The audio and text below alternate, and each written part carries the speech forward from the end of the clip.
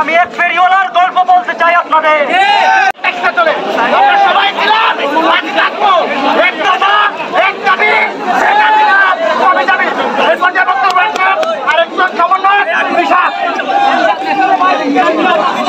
সকল সহযোগীদের সহযোগে এবং বাংলাদেশের সকল সর্বস্তরের জনগণকে আমার সালাম।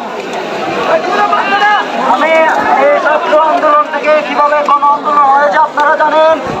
আমি একটা কথা বলতে চাই, এই চুনারগড়ে একজন দালাল আছে। আমি এক ফেরিওয়ালার গল্প বলতে চাই আপনাদের। তিনি বলেছেন আমরা নাকি যা চেয়েছি তার থেকে বেশি পেয়েছি, কিন্তু আমি বলতে চাই এখন এক ফোঁটা রক্তের দাবি পাইনি। আমরা খনি লাশের সংখ্যা উনি খনেন সেইখানে গিয়ে ব্রিজের সংখ্যা। আমি বলতে চাই উনি বলেন সারা বাংলাদেশে নাকি গরম, আমাদের সোনারগাঁড়ে নাকি শান্তি।